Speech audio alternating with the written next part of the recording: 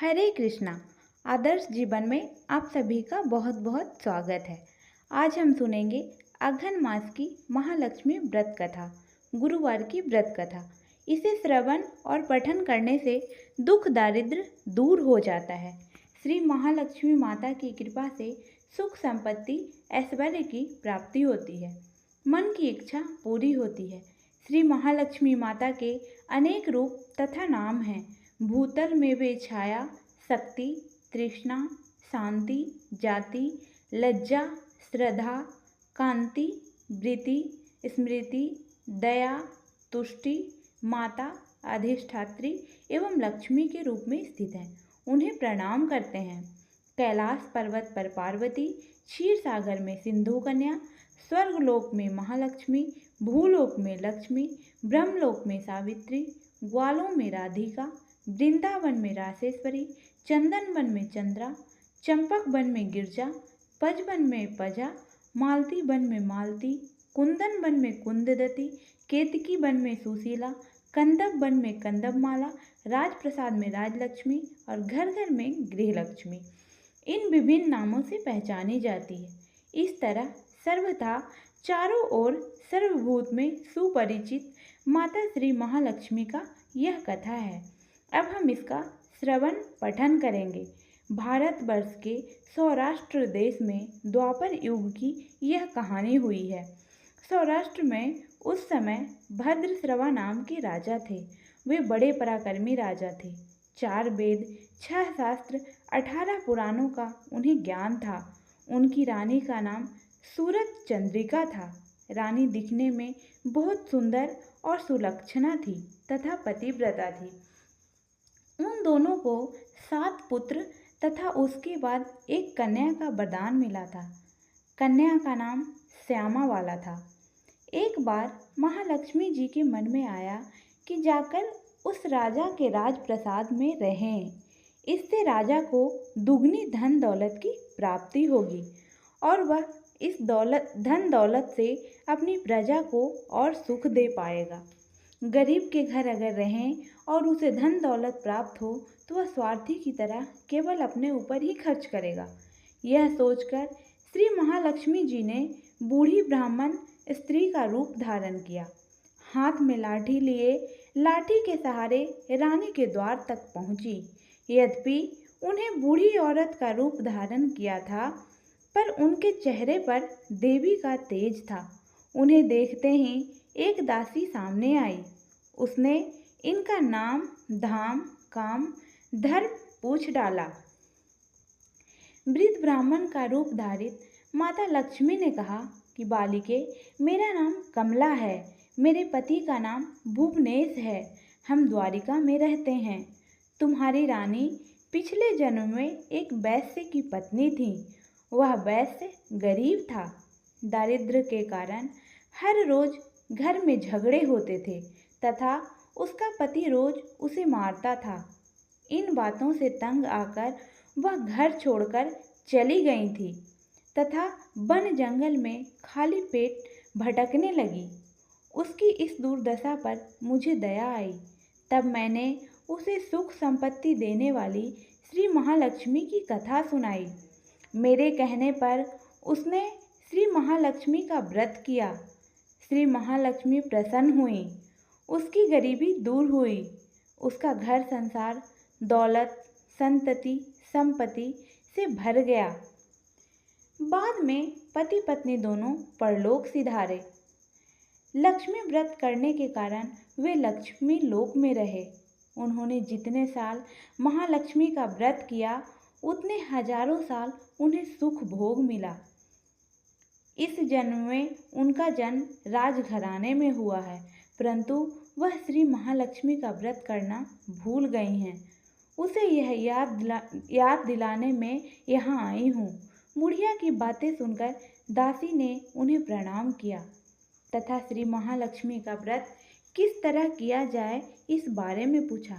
बुढ़िया रूप धारण किए हुए श्री महालक्ष्मी माता ने दासी को पूजा की विधि बताई तथा महिमा बताई।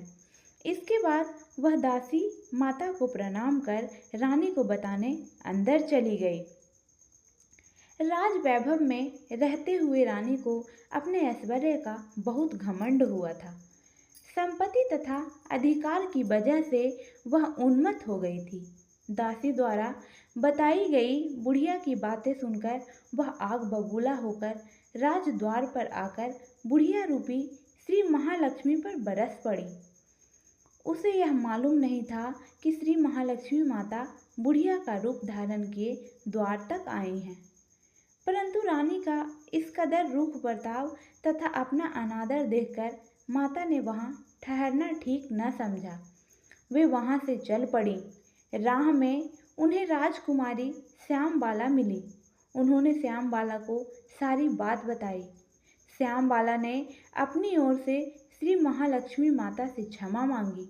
माता को उस पर दया आई। उन्होंने श्यामबाला को श्री महालक्ष्मी व्रत के बारे में बताया। उस दिन अगहन माह का पहला गुरुवार था।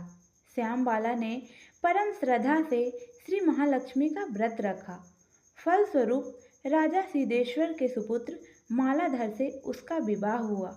वह धन दौलत ऐश्वर्य वैभव से मालामाल हो गई। पति के साथ ससुराल में आनंद से दिन बिताने लगी। इधर श्री महालक्ष्मी का रानी पर प्रकोप हुआ। फलस्वरूप राजा भद्रश्रवा का राज एवं राज कारोबार नष्ट हो गया। यहाँ तक कि खाने के लाले पड़ गए। ऐसी हालात में एक दिन रानी ने राजा से निवेदन किया कि हमारा दामाद इतना बड़ा राजा है, धनवान है, ऐश्वर्यशाली है, क्यों न उसके पास जाएं, अपना हाल उसे बताएं, वह जरूर हमारी मदद करेगा। इस बात का राजा भद्रश्रवा दामाद के पास रवाना हुए। राज्य में पहुंचकर एक तालाब के किनारे थोड़ी देर विश्राम लेने के लिए ठहरे। तालाब से पानी लेने आते जाते दासियों ने उन्हें देखा। उन्होंने विनम्रता से उनकी पूछताछ की। जब उन्हें यह मालूम हुआ कि वे रानी श्यामबाला के पिता हैं, तो दौड़ते हुए जाकर उन्होंने रानी को सारी बात बताई। रानी ने दासी के हाथ राज परिधान भेजकर बड़े ठाठ से उनका स्वागत तथा आदर सत्कार किया, खान पान करवाया। जब वे लौटने लगे तो सोने की मोहरों से भरा घड़ा दिया। राजा भद्रश्रवा जब वापस लौटे तो उन्हें देखकर रानी सूरत चंद्रिका खुश हुई। उन्होंने सोने की मोहरों से भरे घड़े का मुंह खोला, पर हाय भगवान, घड़े में धन के बदले कोयले मिले। यह सब श्री महालक्ष्मी के प्रकोप से हुआ। इस प्रकार दुर्दशा में और कई दिन बीत गए। इस बार रानी स्वयं अपनी कन्या के पास गईं। वह दिन अगहन माह का अंतिम गुरुवार था। श्यामबाला ने श्री महालक्ष्मी का व्रत किया, पूजा की तथा अपनी माता से भी व्रत करवाया। इसके बाद रानी अपने घर आ गई। श्री महालक्ष्मी का व्रत रखने पर उसे फिर से अपना राजपाट, धन दौलत, ऐश्वर्य की प्राप्ति हो गई। वह फिर से सुख, शांति, आनंदमय जीवन बिताने लगी। कुछ दिनों बाद राजकन्या श्यामबाला अपने पिता के घर आई। उसे अपने घर देखकर सूरत चंद्रिका को पुरानी बातें याद आई। यही कि श्यामबाला ने अपने पिता को घड़ा भर कोयला दिया था और उसे तो कुछ भी नहीं दिया था। इसी कारण श्यामबाला को पिता के घर आने पर उसका कोई आदर आतिथ्य नहीं हुआ, बल्कि अनादर हुआ। पर उसने इस बात का बुरा नहीं माना। अपने घर लौटते समय उसने पिता के घर से थोड़ा नमक ले लिया। अपने घर लौटने पर उसके पति ने पूछा, अपने मायके से क्या लाई हो? इस पर उसने जवाब दिया, वहाँ का सारा लाई हूँ। पति ने पूछा, इसका मतलब क्या हुआ? श्यामबाला ने कहा, थोड़ा धीरज रखें, सब मालूम हो जाएगा। उस दिन श्यामबाला ने सारा भोजन नमक डाले बिना बनाया और परोसा। पति ने खाना चखा। सारा खाना नमक बिना था, इसलिए स्वाद न आया। फिर श्यामबाला ने थाली में नमक डाला, इससे सारा भोजन स्वादिष्ट लगने लगा। तब श्यामबाला ने पति से कहा, यही है वह मायके से लाया हुआ सार।